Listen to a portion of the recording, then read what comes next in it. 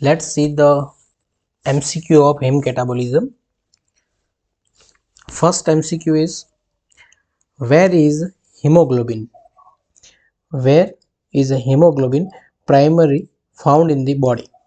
The correct answer is RBC. Haemoglobin कहाँ पाया जाता है? तो हीमोग्लोबिन आरबीसी सेल के अंदर होता है. ठीक है, आरबीसी सेल के पास ओनली फॉर हीमोग्लोबिन ही होता है. तो करेक्ट आंसर क्या होगा? C, red blood cell.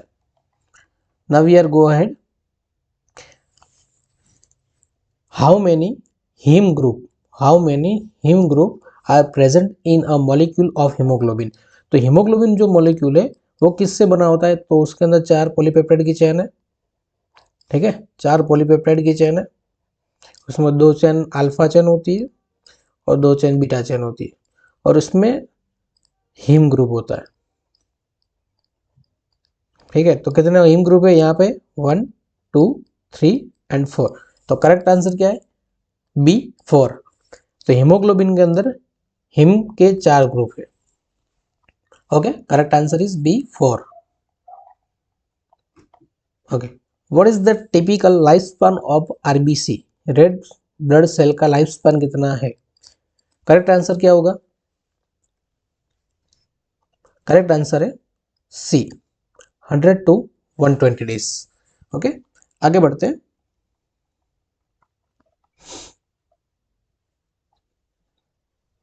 Okay, how are age red blood cell remove from circulation? कहना ये चाहता है कि आरबीसी जो 120 दिन सर्वाइव करता है उसके बाद कौन सी सिस्टम के थ्रू वो बॉडी के बाहर निकल जाता है. चलो तो बताओ, how are aged red blood cell remove from circulation? कैसे रिमूव होगा? कौन से सिस्टम के थ्रू होगा? तो करेक्ट आंसर क्या होगा? B, by the reticuloendothelial system. Okay, आगे बढ़ते हैं, जल्दी जल्दी देख लेते हैं. Okay, what type of cell recognise and engulf age red blood cell? RBC जो सेल है उसको एंगल्फ कौन से सेल करते हैं? कौन से ऐसे सेल जो एंगल्फ करते हैं? मैंने आपको पढ़ाया था. ठीक है, आपने जो वो वीडियो नहीं देखी है तो आप देख लो. हिम कैटाबॉलिज्म के 3 पार्ट है, पार्ट 1, पार्ट 2 और पार्ट 3. तीनों पार्ट में बहुत अच्छी तरीके से ये चैप्टर को समझाया गया है, तो आप जाके एक बार देखिए, उसमें बेटर अंडरस्टैंडिंग मिलेगी. बाद में एमसीक्यू आप सॉल्व कीजिए. चलो, तो इसमें राइट आंसर क्या होगा? What type of cell recognise and engulf aged red blood cell? तो करेक्ट आंसर होगा सी, मैक्रोफेज. ओके, मैक्रोफेज है वो आरबीसी सेल को एंगल्फ करेंगे. ठीक है, macrophage engulf age RBC cell. Okay, now we are go ahead. Okay, which enzyme primary responsible for degrading the globin part of the hemoglobin? ठीक है, haemoglobin है, ये जो हीमोग्लोबिन है, हीमोग्लोबिन 2 वर्ड से बना, हीमो और ग्लोबिन. ठीक है, हिम का कैटाबॉलिज्म तो हमने स्टडी किया है, मगर ये ग्लोबिन का क्या होगा? तो ये ग्लोबिन टूटेगा और एमिनो एसिड में कन्वर्ट होगा, और ये जो एमिनो एसिड है फर्दर मेटाबॉलिक में यूज होगा. ठीक है, तो भाई ये ग्लोबिन है, उसका डिग्रेडेशन करने के लिए कौन सा ऐसा मॉलिक्यूल है जो रिस्पॉन्सिबल है? कौन सा ऐसा एंजाइम है जो रिस्पॉन्सिबल है? तो करेक्ट आंसर क्या होगा? ग्लोबिन को एमिनो एसिड में कौन कन्वर्ट करेगा? तो इसमें से करेक्ट आंसर क्या है बताइए, चलो जल्दी जल्दी. तो इसमें से करेक्ट आंसर है सी, कैथेप्सिन. कैथेप्सिन है कि जो ग्लोबिन को एमिनो एसिड में कन्वर्ट करता है. ओके, करेक्ट आंसर क्या होगा? कैथेप्सिन. फिर से एक बार, हीमोग्लोबिन है वो हिम प्लस ग्लोबिन से बना हुआ है. हिम का कैटाबॉलिज्म हमने देखा है, नहीं देखा था आप पार्ट 1 में जाके देख लीजिए. और ग्लोबिन है, ग्लोबिन का डिग्रेडेशन होगा एमिनो एसिड में, और ये डिग्रेडेशन करने के लिए जो एंजाइम रिस्पॉन्सिबल है उसका नाम है कैथेप्सिन. आगे बढ़ते हैं. Okay, which enzyme is responsible for the conversion of biliverdin to bilirubin? Okay, आपने जब पाथवे देखा होगा उसमें क्या है कि हीम है, हीम किस में कन्वर्ट हो रहा है, हीम कन्वर्ट हो गया है बिलीवर्डिन में, ठीक है, और बिलीवर्डिन कन्वर्ट हो रहा है बिलीरुबिन में। ये हमने पाथवे स्टडी किया हुआ है। तो जब हीम बिलीवर्डिन में कन्वर्ट होता है तो यहाँ पे जो एंजाइम रिस्पॉन्सिबल है उसका नाम है हीम ऑक्सीजिनेज, ठीक है। और यहाँ पे जो बिलीवर्डिन बिलीरुबिन में कन्वर्ट होता है उसके लिए कौन सा एंजाइम रिस्पॉन्सिबल है, तो बिलीवर्डिन रिडक्टेज। ओके, ये बाहर तो नहीं जा रहा है, ओके थोड़ा सा बाहर जा रहा है, कोई बात नहीं, चलो देख लेते हैं। Which enzyme is responsible for the conversion of biliverdin to bilirubin. तो हमें ये वाला, ये फर्स्ट स्टेप है और ये वाला सेकंड स्टेप है, ठीक है, ये वाला फर्स्ट स्टेज, ये वाला सेकंड स्टेज। तो वही बिलीवर्डिन से बिलीरुबिन हमें पूछा है, तो क्या करेक्ट आंसर होगा बिलीवर्डिन रिडक्टेज, ठीक है। तो यहाँ पे कहाँ पे बिलीवर्डिन रिडक्टेज, ए पर नहीं है तो ए गलत है, बी नहीं है, सी बिलीवर्डिन रिडक्टेज। तो बिलीवर्डिन को बिलीरुबिन में कौन कन्वर्ट करता है, बिलीवर्डिन रिडक्टेज। आगे बढ़ते हैं। Okay, what is the main enzyme involve in degradation of haem to biliverdin. Okay, haem to biliverdin मतलब कि पूरा पाथवे पूछा है। यहाँ पे जो हमने आगे पढ़ा था हिम से, यहाँ जो हिम है, हिम से हमें पूरा पढ़ना है बिलीवर्डिन, सॉरी यहाँ ये पूछा है हिम से बिलीवर्डिन, तो मतलब फर्स्ट स्टेज हमने हमको पूछा है तो कौन सा एंजाइम रिस्पॉन्सिबल है हिम को बिलीवर्डिन में कन्वर्ट करने के लिए। तो चलो आगे हमने पढ़ा, देख लिया है कौन सा करेक्ट आंसर है। तो कैटालाइज तो नहीं है, बिलीवर्डिन रिडक्टेज तो हमने देखा कि बिलीवर्डिन को बिलीरुबिन में कन्वर्ट करने के लिए रिस्पॉन्सिबल, ये तो आंसर नहीं होगा। Haem oxygenase is correct answer, ठीक है। हीम ऑक्सीजनेज क्या करता है, हिम को बिलीवर्डिन में कन्वर्ट करता है। ओके, आगे बढ़ते हैं। What is required by heme oxygenase to catalyze the degradation of heme, ठीक है। What is the required by heme oxygenase to catalyze the degradation of heme, मतलब ये पूछ रहा है कि जब हिम में से बिलीवर्डिन बन रहा है तब यहाँ पे हीम ऑक्सीजनेज चाहिए, मगर ये एंजाइम को ये फर्स्ट स्टेप कंप्लीट करने के लिए दूसरा कुछ और भी चाहिए, वो मैंने थियरी में बहुत अच्छी तरीके से पढ़ाया हुआ है। तो बताइए अब क्या करेक्ट आंसर होगा।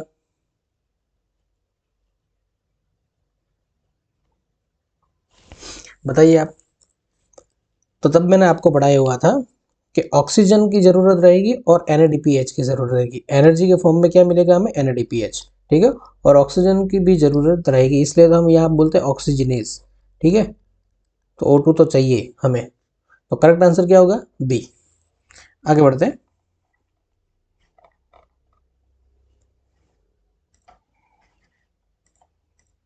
ओके,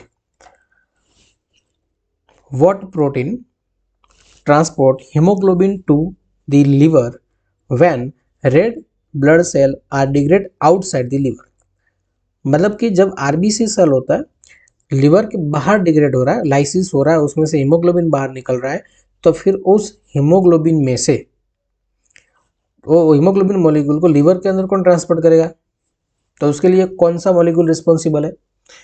फिर से पढ़ते question, what protein transport haemoglobin to liver when red blood cell degrade outside the liver.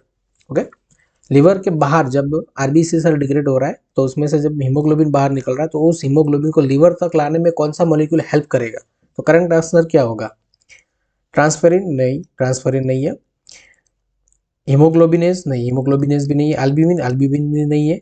हमें जब थियरी हमने पढ़ी थी तो उसमें था हेप्टोग्लोबुलिन, तो करेक्ट आंसर क्या होगा, बी हेप्टाग्लोबुलिन। हेप्टाग्लोबुलिन जो लीवर के बाहर जितने भी RBC सेल डिग्रेड हो रहे हैं, लाइस हो रहे हैं, उसमें हीमोग्लोबिन बाहर निकल रहा है, तो उस हीमोग्लोबिन को लिवर तक लाने के लिए हेप्टोग्लोबिन मॉलिक्यूल हेल्प कर रहा है, ठीक है, आपको याद रखना है। आगे बढ़ते हैं।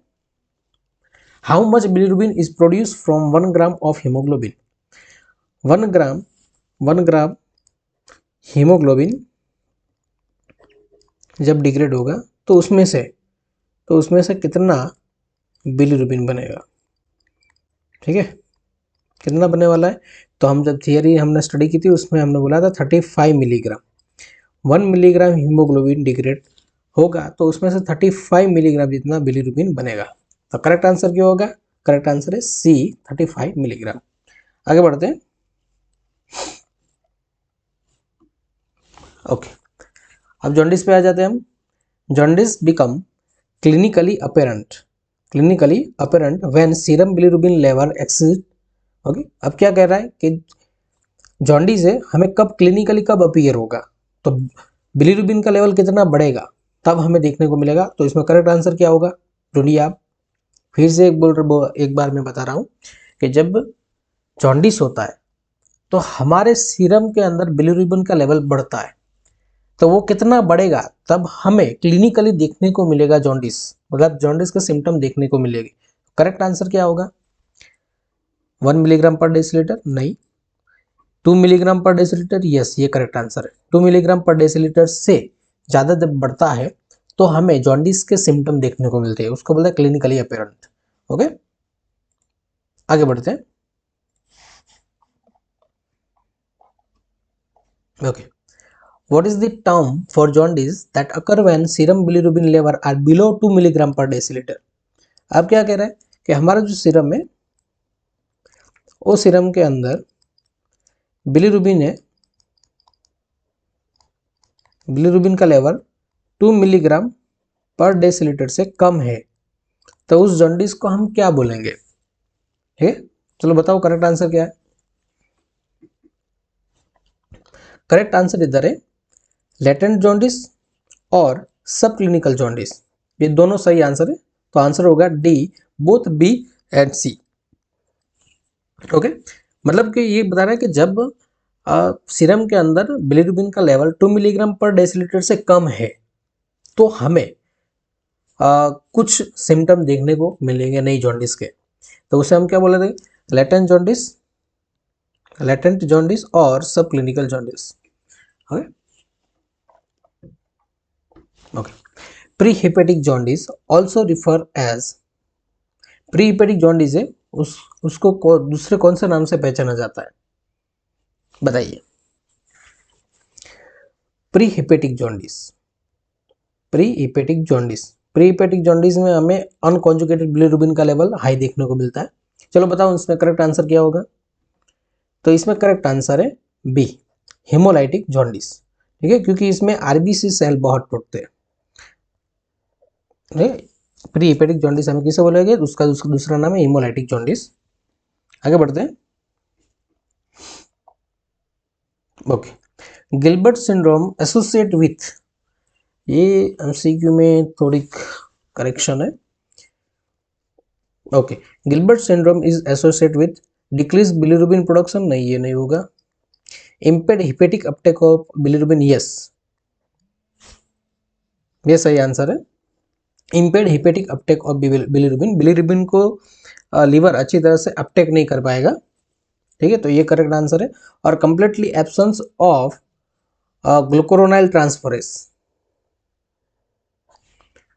ये भी सही आंसर है। ठीक है, तो ये इसमें ये बी एंड सी दोनों करेक्ट है। तो एक बार आप देख लेना गिलबर्ट सिंड्रोम के बारे में। आगे बढ़ते हैं। Kernicterus is cause by, चलो करेक्ट आंसर बताओ, करेक्ट आंसर क्या है? Kernicterus is cause bye,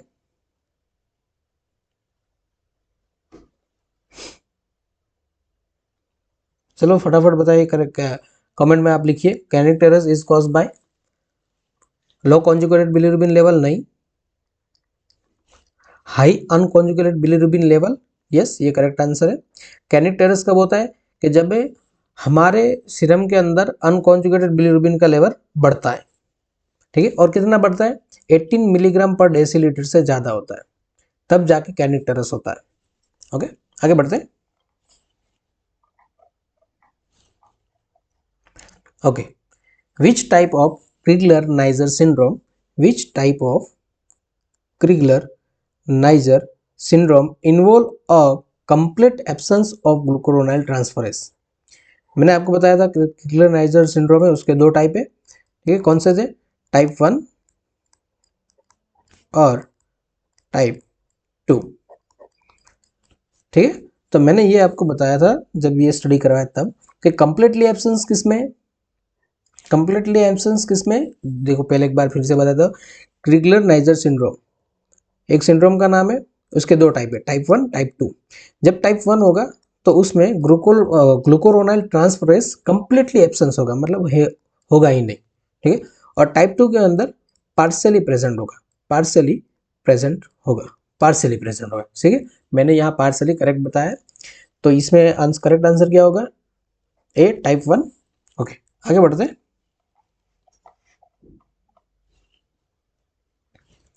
okay, hepatic jaundice is characterised by elevated level of, अब हम देखना हेपेटिक जॉन्डिस के बारे में।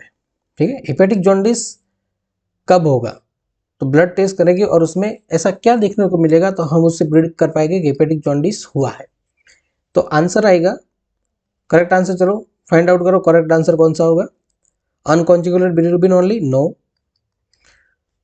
अनकॉन्जुगेटेड हमें प्री में देखने को मिलता है, कॉन्जुगेटेड बिलिरुबिन ये भी नहीं है, ये पोस्ट में देखने को मिलता है। Both conjugated and unconjugated bilirubin, yes ये करेक्ट आंसर होगा। हेपेटिक जॉन्डिस के अंदर हमें कॉन्जुगेटेड और अनकॉन्जुगेटेड बिलिरुबिन दोनों का लेवल हाई मिलता है।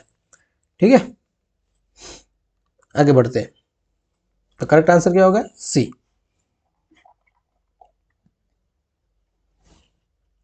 Okay, dark brown pigmentation in liver cell is characteristic of, कैसा ऐसा सिंड्रोम है उसमें हमें डार्क ब्राउन पिगमेंटेशन देखने को मिलता है, ऐसा कौन सा, चलो बताइए। डार्क ब्राउन पिगमेंटेशन हमें देखने को मिलता है in liver cell is characteristic of, correct answer क्या होगा, तो इसमें करेक्ट आंसर है Dubin Johnson syndrome. Dubin Johnson syndrome में डार्क ब्राउन पिगमेंटेशन देखने को मिलता है लीवर के अंदर।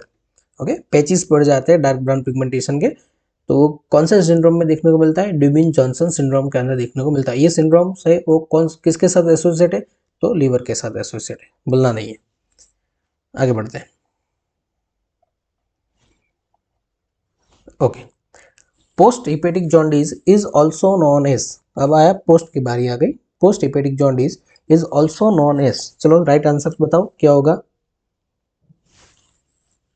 करेक्ट आंसर क्या है, हेमोलाइटिक जॉन्डिस, नहीं हेमोलाइटिक जॉन्डिस हमें नहीं बोलेंगे, नियोनेटल जॉन्डिस नहीं, इसको भी नहीं बोलेंगे हम। पोस्ट हेपेटिक जॉन्डिस किसे बोलते हैं और उसका दूसरा नाम क्या है, तो करेक्ट आंसर आएगा C, obstructive jaundice. Obstructive jaundice is correct answer. Okay, आगे बढ़ते हैं। The primary cause of post hepatic jaundice is, बराबर, मेजर रीजन क्या है पोस्ट हेपेटिक जॉन्डिस होने का, और उसे हम प्राइमरी रीजन भी बोल सकते हैं। प्राइमरी रीजन कौन सा है पोस्ट हेपेटिक जॉन्डिस होने का, चलो करेक्ट आंसर बताइए। तो इंक्रीज प्रोडक्शन ऑफ बिलिरुबिन, नहीं ये करेक्ट आंसर नहीं होगा। Decrease hepatic Uptake of bilirubin, नहीं ये भी नहीं होगा। Obstruction of bile duct, yes post hepatic jaundice में ऑब्स्ट्रक्शन होगा और कभी कभी लीवर इंजरी भी होती है, तो उसे हम पोस्ट हेपेटिक जॉन्डिस बोल सकते हैं। तो करेक्ट आंसर क्या होगा, C post obstruction of bile duct.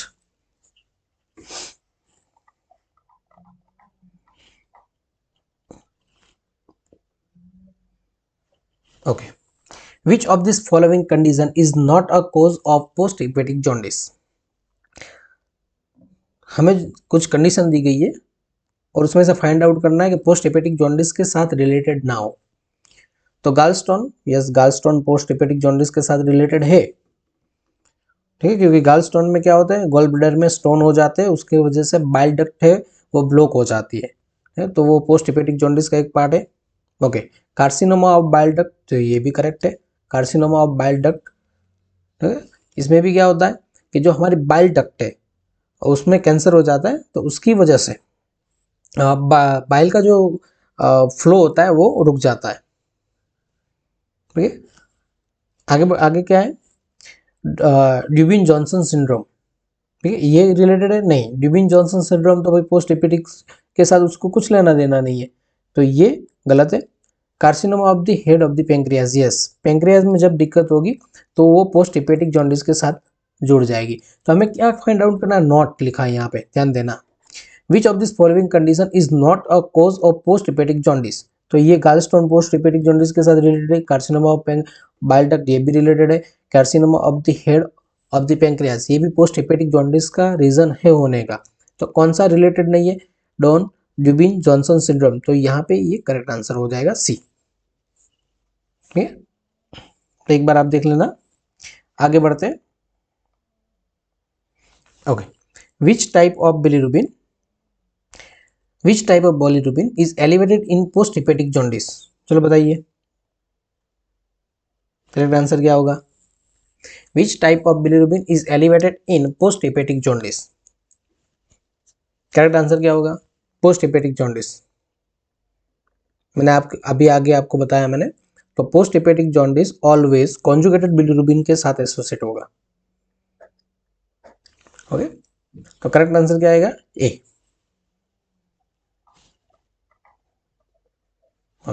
Next, the serum bilirubin test measure which of this following? बताइए करेक्ट आंसर क्या होगा? Serum bilirubin test measure which of this following? हमें बिलिरुबिन की कोई टेस्ट करनी है, ब्लड में ब्लड कलेक्शन किया और उसमें से हमें बिलिरुबिन के रिलेटेड कोई भी टेस्ट करनी है, तो उसमें कितने टाइप के बिलिरुबिन हम चेक कर पाएंगे? चलो बताइए, बिलिरुबिन हमें देखना है, तो इसमें करेक्ट आंसर क्या आएगा? यहाँ पे करेक्ट आंसर आएगा ए। टोटल बिलिरुबिन हम मेजर कर पाएंगे, डायरेक्ट बिलिरुबिन और इनडायरेक्ट बिलिरुबिन। ठीक है, डायरेक्ट बिलिरुबिन क्या है और इनडायरेक्ट बिलिरुबिन क्या है, और टोटल बिलिरुबिन। ठीक है, ये कुछ नहीं है, direct bilirubin plus indirect bilirubin दोनों का सम कर दो हम, तो हमें मिल जाएगा टोटल बिलिरुबिन। ओके, तो serum bilirubin test measure which of this following? Total bilirubin, direct bilirubin और इनडायरेक्ट बिलिरुबिन। आगे बढ़ते हैं। Which of the following is true for direct bilirubin और कॉन्जुगेटेड बिलिरुबिन? इसमें से कॉन्जुगेटेड बिलिरुबिन के साथ क्या रिलेटेड है वो हमें फाइंड आउट करना है, ये 4 ऑप्शन में से। ठीक है, conjugated bilirubin is also known as direct bilirubin. Conjugated bilirubin is also known as direct bilirubin. यहाँ भी हम क्लियर कर लेते हैं, कॉन्जुगेटेड किसके साथ रिलेटेड है? डायरेक्ट बिलिरुबिन के साथ, और अनकॉन्जुगेटेड है, अनकॉन्जुगेटेड बिलिरुबिन वो इनडायरेक्ट टेस्ट के साथ रिलेटेड है। मगर ये हमें क्या देखना है? Conjugated bilirubin. Okay, conjugated bilirubin के बारे में देखना है, तो कौन सा करेक्ट है? तो चलो करेक्ट आंसर क्या है बताइए आप? कॉन्जुगेटेड बिलिरुबिन होगा वो ऑलवेज वाटर सोल्यूबल होगा, और exit in this stool, stool में से बाहर निकलेगा, और साथ में यहाँ एक वर्ड ऐड कर रहा हूँ मैं, यूरिन, यूरिन में से भी कॉन्जुगेटेड बिलिरुबिन बाहर निकल जाएगा। ओके, तो इसके विपरीत क्या होगा? तो वो विपरीत क्या होगा? Unconjugated bilirubin. तो अनकॉन्जुगेटेड बिलिरुबिन क्या होगा? वो वाटर सोल्यूबल नहीं होगा और स्टूल और यूरिन में से बाहर नहीं निकलेगा। सिंपल है, सिर्फ कॉन्जुगेटेड बिलिरुबिन याद रखो, तो उससे हमें अनकॉन्जुगेटेड बिलिरुबिन का पता चल जाएगा। ओके, आगे बढ़ते हैं। Indirect bilirubin is typically elevated in? कौन सी ऐसी जॉन्डिस की कंडीशन है, हेपेटिक जॉन्डिस की ऐसी कौन सी कंडीशन है उसमें इनडायरेक्ट बिलिरुबिन बढ़ता है? तो मैंने आगे बताया था आपको, प्री हेपेटिक जॉन्डिस है उसमें इनडायरेक्ट बिलिरुबिन बढ़ता है, भाई उसमें इनडायरेक्ट बिलिरुबिन बढ़ जाता है। Indirect bilirubin also called as unconjugated. ठीक है, अनकॉन्जुगेटेड बिलिरुबिन। तो करेक्ट आंसर क्या होगा? B. Now we are go ahead. Which type of jaundice involve as in increase in both conjugated and unconjugated bilirubin? Conjugated और देखो इसमें unconjugated bilirubin है ना, वो प्री हेपेटिक जॉन्डिस में बढ़ेगा, प्री हेपेटिक जॉन्डिस में बढ़ेगा। अनकॉन्जुगेटेड, कॉन्जुगेटेड बिलिरुबिन है वो पोस्ट हेपेटिक जॉन्डिस में बढ़ेगा, पोस्ट हेपेटिक जॉन्डिस में बढ़ेगा। और ओनली फॉर जो हेपेटिक जॉन्डिस होगा उसमें कॉन्जुगेटेड प्लस अनकॉन्जुगेटेड बिलिरुबिन दोनों बढ़ेंगे। ठीक है, कॉन्जुगेटेड बिलिरुबिन भी बढ़ेगा, अनकॉन्जुगेटेड बिलिरुबिन भी किस में बढ़ेगा? हेपेटिक जॉन्डिस में बढ़ने वाला है। और पोस्ट हेपेटिक जॉन्डिस होगा उसमें कॉन्जुगेटेड बिलिरुबिन बढ़ेगा और unconjugated bilirubin pre hepatic jaundice में बढ़ने वाला है। इतना याद रहता है आपको? ओके, तो क्या कहाँ पे यहाँ पे which type of jaundice involve increase in both unconjugated and conjugated bilirubin. तो कौन सा आएगा? करेक्ट आंसर है सी, हिपेटिक जॉन्डिस।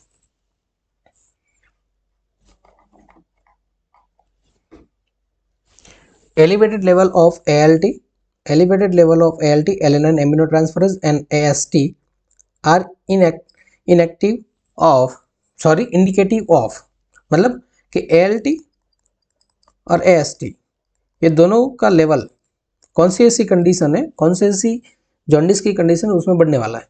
चलो करेक्ट आंसर बताइए। तो इसमें करेक्ट आंसर होगा B, hepatic jaundice. Okay, alkaline phosphatase ALP is significantly elevated in. चलो बताइए इसमें करेक्ट आंसर क्या होगा। देखो मैंने सब ALT, AST, ALP, hepatic jaundice, post hepatic jaundice, pre hepatic jaundice, इसके बारे में शॉर्ट में मैंने आप सभी को लेक्चर में बताया हुआ है। तो जाइए एक बार और हिम कैटाबॉलिज्म का लेक्चर देखिए और फिर MCQ सॉल्व करना आइए, आपको बहुत बेनिफिट मिलेगा और आप इजीली MCQ सॉल्व कर पाओगे। ठीक है, तो एक बार आप जाके देखिए पार्ट 1, 2, 3 को, जो हिम कैटाबॉलिज्म के साथ रिलेटेड है।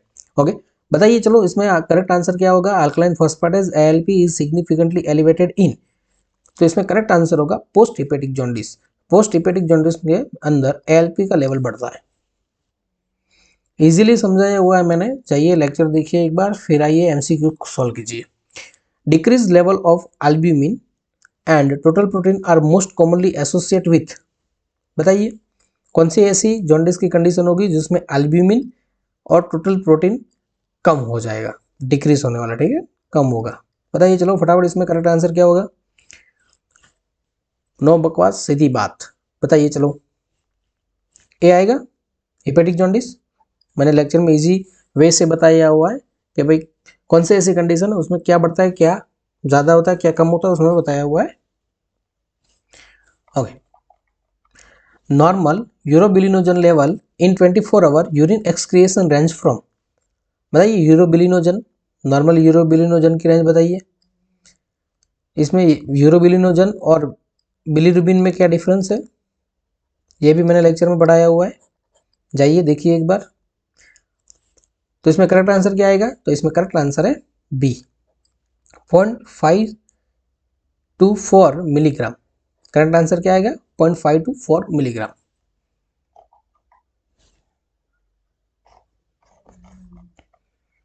Okay, increase urobilinogen excretion is typically seen in, क्या कह रहा है कि यूरोबिलिनोजन का जो एक्सक्रिएशन है वो बढ़ जाएगा, कौन सी ऐसी कंडीशन है उसमें बढ़ेगा।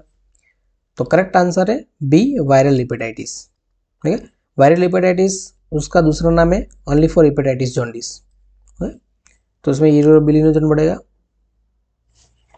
आगे बढ़ते हैं। A decrease in urobilinogen production and excretion lead to which characteristic stool appearance, बताइए जिसमें यूरोबिलिनोजन बढ़ेगा एक्सक्रिएशन में, तो उसमें स्टूल का जो कलर है वो कैसा होगा। तो करेक्ट आंसर यहाँ पे क्या है, yellow no, black no, bright red no. Bright red तो कब होगा, जब उसमें RBC होगा। तो करेक्ट आंसर है क्ले कलर और चॉकी वाइट। ठीक है, a decrease in urobilinogen production and excretion lead to which characteristic stool appear, जब यूरोबिलिनोजन का लेवल कम होगा, क्या होगा, कम होगा, डिक्रीज लिखा है, तो स्टूल का कलर कैसा होगा, तो क्ले कलर और चॉकी वाइट कलर का होगा। आगे बढ़ते हैं। ओके, क्ले कलर और chalky white stool are commonly seen in, correct answer क्या होगा, इसमें क्या लिखा है, क्ले कलर और चॉकी वाइट कलर स्टूल कब देखने को मिलेगा, तो करेक्ट आंसर क्या है, तो करेक्ट आंसर यहाँ पे है बी, पोस्ट हिपेटिक जॉन्डिस। ठीक है, पोस्ट हिपेटिक जॉन्डिस के अंदर हमें क्ले कलर और चॉकी वाइट कलर का स्टूल देखने को मिलेगा। आगे बढ़ते हैं। Which of the following is not a cause of increase urobilinogen, इसमें से कौन सी ऐसी कंडीशन है जो यूरोबिलिनोजन को बढ़ावे में हेल्प नहीं कर रही है। कौन सी ऐसी कंडीशन है, तो भाई हीमोलाइसिस, तो यस हीमोलाइसिस जितना ज़्यादा होगा, मतलब RBC जितने लाइस हो गए उतना ज़्यादा हीमोग्लोबिन बाहर निकलेगा, हीमोग्लोबिन जितने बाहर निकलेंगे उतना हिम बाहर निकलेगा, हिम बाहर निकलेगा, उतना ही बिलीवर्डिन बनेगा, और बिलीवर्डिन में से बिलीरुबिन बनेगा, और बिलीरुबिन में से यूरोबिलिनोजन बनेगा। तो भाई यहाँ तो हमें बढ़ाना है, ठीक है, ये क्या करना है, हमें यहाँ बढ़ाना है यूरोबिलिनोजन, तो ये हीमोलाइसिस तो आएगा नहीं यहाँ पे, ठीक है। और क्या आएगा आगे, वायरल हेपेटाइटिस, तो वायरल हेपेटाइटिस में कोई भी यूरोबिलिनोजन बहुत बढ़ने वाला है, तो ये भी गलत आंसर है। कोलेस्टेसिस, तो भाई कोलेस्टेसिस सॉरी सिरोसिस, सिरोसिस में भी यूरोबिलिनोजन बनने ही वाला है, क्योंकि बिलीरुबिन बहुत ज़्यादा बनेगा।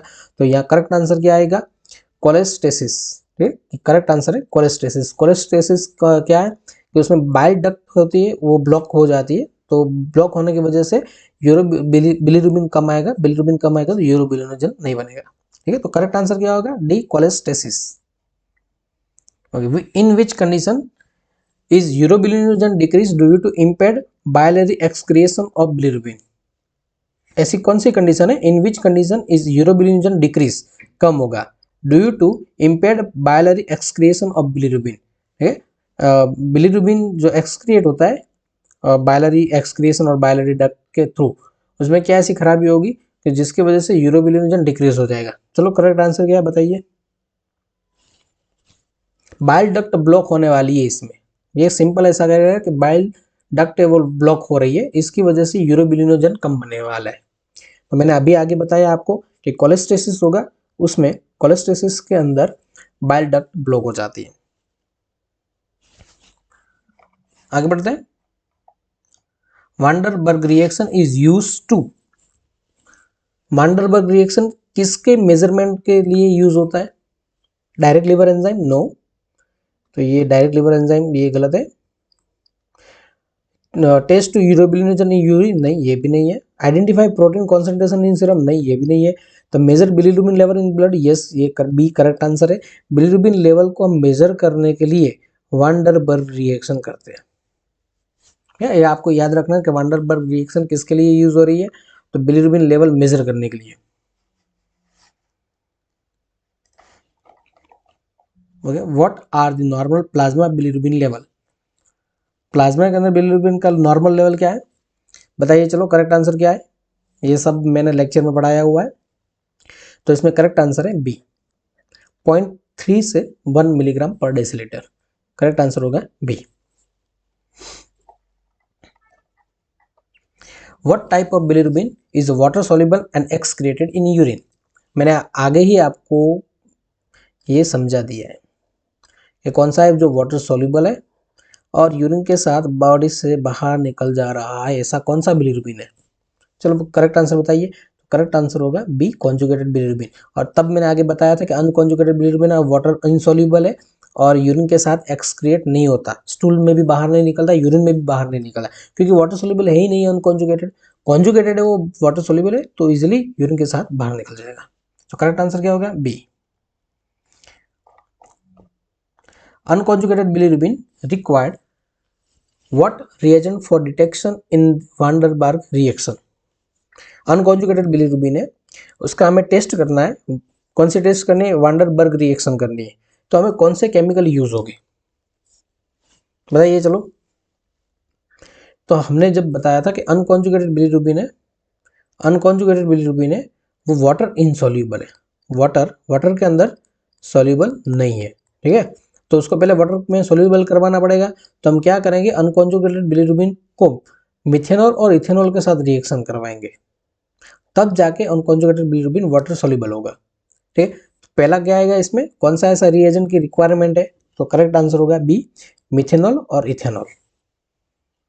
ओके, आगे बढ़ते हैं, डायरेक्ट पॉजिटिव वांडरबर्ग रिएक्शन इंडिकेट, हमें वांडरबर्ग रिएक्शन की, और उसमें भी कौन सी रिएक्शन की, डायरेक्ट जो टेस्ट होती है वांडरबर्ग की रिएक्शन वो की, और उसमें भी हमें पॉजिटिव रिजल्ट मिला है, तो उसका प्रिडिक्शन क्या होगा, चलो करेक्ट आंसर बताइए।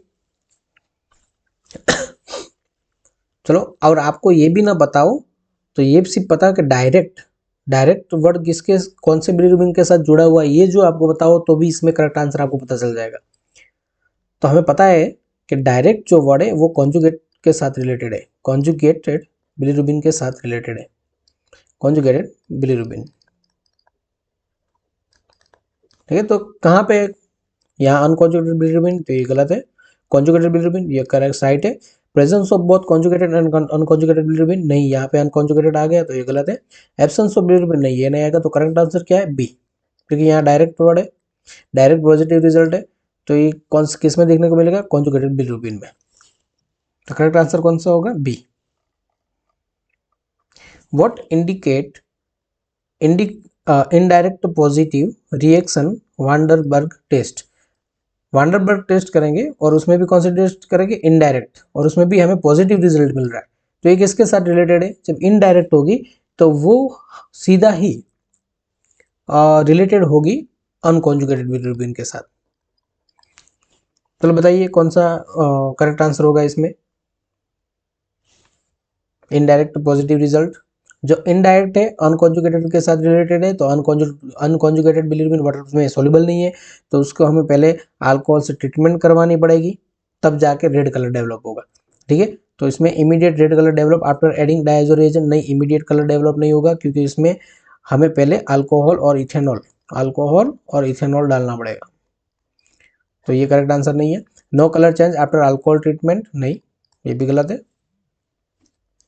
Red colour develop only after alcohol treatment, yes, तो ये correct answer C. Red colour develop होगा कब, जब हम अल्कोहल के साथ रिएक्शन करवाते हैं, फिर उसमें डायजो रिएजेंट ऐड करते हैं, तब जाके रेड कलर डेवलप होगा। बाइफेसिक रिएक्शन अगर नो, करेक्ट आंसर क्या होगा, C. Okay, biphasic reaction in van den Bergh test signify, मतलब कि वांडरबर्ग टेस्ट कर रहे हैं और उसमें भी बाइफेसिक रिएक्शन हम करवा रहे हैं। बाइफेजिक मतलब, बाय मतलब दो फेज, ठीक है, बाय का मतलब होता है दो फेज एक साथ हम टेस्ट कर रहे हैं। तो दो फेज कौन से हो गए, जो देखो एक बार फिर से मैं यहाँ लिख देता हूँ, वांडरबर्ग रिएक्शन है, 3 टाइप की होती है, डायरेक्ट, इनडायरेक्ट और बाइफेजिक। ठीक है, डायरेक्ट को रिलेटेड है कॉन्जुगेटेड बिलिरुबिन से, इनडायरेक्ट रिलेटेड है अनकॉन्जुगेटेड बिलिरुबिन से, और बाइफेजिक रिलेटेड है कॉन्जुगेटेड प्लस अनकॉन्जुगेटेड बिलिरुबिन से। ठीक है, तो यहाँ पे क्या लिखा है, बाइफेजिक, तो करेक्ट आंसर क्या आएगा, बाइफेजिक रिएक्शन, वांडरबर्ग की बाइफेजिक रिएक्शन हो रही है, तो उसमें दोनों आएंगे, कॉन्जुगेटेड और अनकॉन्जुगेटेड बिलिरुबिन दोनों, तो यहाँ पे करेक्ट आंसर होगा only conjugated bilirubin is present, no, only unconjugated bilirubin is present, no, both conjugated and unconjugated bilirubin is present, yes, ये राइट होगा, नो बिलिरुबिन इज प्रेजेंट, नहीं, तो यहाँ पे राइट आंसर क्या होगा, C. Okay, what observation confirm the presence of direct bilirubin during Vanderburg reaction? Correct answer क्या होगा, फाइंड आउट कीजिए। what observation confirm the presence of direct bilirubin during Vanderburg reaction? Van den Bergh reaction कर रहे हैं हम, वांडरबर्ग reaction कर रहे हैं, उसमें भी हमें डायरेक्ट बिलिरुबिन मेजर करना, मतलब कि डायरेक्ट टेस्ट कर रहे हैं हम, तो भाई कैसे हम प्रिडिक्ट करेंगे ऑब्जर्वेशन को, बताइए करेक्ट आंसर क्या होगा। Pink red colour produce with in 30 to 60 second. देखो जब हम डायरेक्ट टेस्ट करें तो तुरंत ही कलर डेवलप होगा, क्योंकि ये डायरेक्ट है, मतलब कि कॉन्जुगेटेड बिलिरुबिन है। ठीक है, कॉन्जुगेटेड बिलिरुबिन है तो उस वाटर सोल्यूबल होता है, तो जैसे डायजो रिएजेंट ऐड करेंगे सीधा ही कलर डेवलप होगा, और वो कलर बहुत ही कम टाइम में होता है, तो यहाँ पे करेक्ट आंसर आएगा ए। ओके, आगे बढ़ते हैं। Which of this following is true about unconjugated bilirubin? बताइए, मैंने ये आपको पूरा थियरी में बताया हुआ है अनकॉन्जुगेटेड बिलिरुबिन की प्रॉपर्टी। बताइए क्या होता है अनकॉन्जुगेटेड बिलिरुबिन। देखो अनकॉन्जुगेटेड बिलिरुबिन होता है वो वाटर इनसॉल्युबल होता है, तो वाटर इनसॉल्युबल है तो किसी के अंदर तो सॉल्युबल होगा ना, तो यहाँ पे water soluble and excreted in urine, नहीं ये गलत है, क्योंकि मैंने पहले ही बोला वाटर सॉल्युबल नहीं है अनकॉन्जुगेटेड, तो ये गलत है। Non covalent bound to albumin and lipid soluble, yes, albumin के साथ अनकॉन्जुगेटेड बिलिरुबिन बाइंड होता है और लिपिड सॉल्युबल होता है, ये करेक्ट है। React immediately with diazo reagent, नहीं ये इमीडिएटली रिएक्ट नहीं करता, अनकॉन्जुगेटेड होता है वो, उसको पहले अल्कोहल के साथ रिएक्शन करवाना पड़ता है अनकॉन्जुगेटेड, उसके बाद वो डायजो रिएजेंट के साथ रिएक्शन करता है, give urine yellow brown colour, no ये भी गलत है, यूरोबिलिनोजन येलो कलर प्रोड्यूस कर रहा है, तो ये गलत है, तो करेक्ट आंसर क्या होगा, बी। चलो भाई तुरंत ही एमसीक्यू देख लेते हैं। Conjugated bilirubin excreted in urine and contribute to it, चलो कॉन्जुगेटेड बिलिरुबिन है वो एक्सक्रीट होता है यूरिन के साथ और किस में कंट्रीब्यूट करता है? चलो राइट आंसर बताइए। हमारे यूरिन का colour deep yellow brown colour होता है जब हमें कोई डिसीज होता है तो तब हमें जो डीप येलो ब्राउन कलर देखने को मिलता है वो किसकी वजह से देखने को मिलता है? कॉन्जुगेटेड बिलिरुबिन की वजह से। अगर तो करेक्ट आंसर क्या आएगा? A. Okay, in the van den Bergh test diazo reagent is used to. Van den Bergh reaction में डायजो रिएजेंट किसके लिए यूज होता है?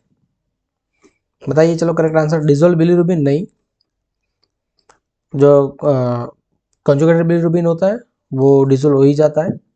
React with bilirubin to produce colour change, yes, ये करेक्ट आंसर है बी।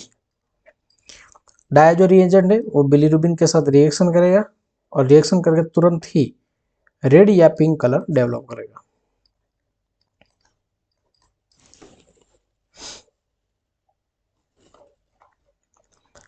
ओके, लास्ट देख लेते हैं। Alcohol in the van den Bergh reaction is used to.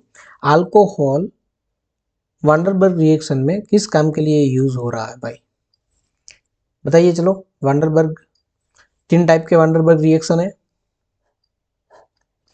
3 type के वांडरबर्ग रिएक्शन है। पहले कौन सी है? डायरेक्ट, दूसरी है इनडायरेक्ट और तीसरी है बाइफेसिक। तो इसमें जो इनडायरेक्ट है उसके अंदर अल्कोहल ऑलवेज यूज होता है। तो क्या आएगा? Van den Bergh reaction is use to. Okay, van den Bergh reaction है उसमें कौन से ऐसे रिएक्शन जिसमें अल्कोहल यूज होने वाला है? तो डायरेक्ट टेस्ट है वो किसके लिए होता है? कॉन्जुगेटेड के लिए। इनडायरेक्ट किसके लिए होता है? अनकॉन्जुगेटेड के लिए। और बाइफेजिक कॉन्जुगेटेड अनकॉन्जुगेटेड दोनों के लिए होता है। मगर हमें यहाँ क्या अल्कोहल किस में यूज हो रहा है? इनडायरेक्ट में यूज हो रहा है। तो वो किसके लिए? अनकॉन्जुगेटेड के लिए। तो करेक्ट आंसर क्या होगा? तो इसमें सोल्यूबलाइज कॉन्जुगेटेड बिलिरुबिन नहीं, कॉन्जुगेटेड के साथ कोई रिलेशन है ही नहीं। Release unconjugated bilirubin from albumin from एल्बियस, तो ये अनकॉन्जुगेटेड है और अनकॉन्जुगेटेड बिलिरुबिन होता है वो एल्ब्यूमिन के साथ अटैच होता है तो उसको एल्ब्यूमिन को रिलीज करना पड़ता है यहाँ से। तो ये करेक्ट आंसर क्या आएगा? और ये एल्ब्यूमिन को रिलीज करने के लिए अल्कोहल होता है, इसको रिमूव करने के लिए अल्कोहल यूज होता है। तो करेक्ट आंसर क्या है? बी। ठीक है, तो यहाँ पे हमने हीम कैटाबॉलिज्म के जितने भी एमसीक्यूज थे वो हमने कवर किए।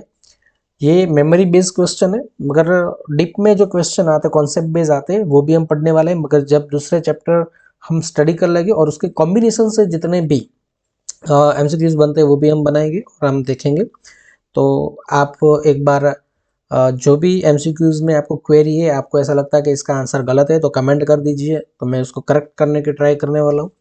और ये आपको वीडियो पसंद आ रहा है तो आपके फ्रेंड के साथ भी शेयर करिए, लाइक करिए और चैनल को सब्सक्राइब भी करिए। बहुत सब्सक्रिप्शन बहुत ही कम है, व्यूज़ तो आ रहे हैं मगर सब्सक्रिप्शन बहुत ही कम है, तो आपके फ्रेंड को दीजिए और आप भी प्रिपरेशन कीजिए। और आगे में नॉर्थ सेट की प्रिपरेशन कैसे करते हैं और हमें क्या क्या ध्यान रखना चाहिए नॉर्थ सेट एग्ज़ाम को क्लियर करने के लिए, तो उसके बारे में भी वीडियो बनाने वाला हूँ। तो तुरंत ही लाइक कर दीजिए और चैनल को सब्सक्राइब करिए और अपने फ्रेंड के साथ शेयर करिए। थैंक यू, मिलते हैं नेक्स्ट लेक्चर में।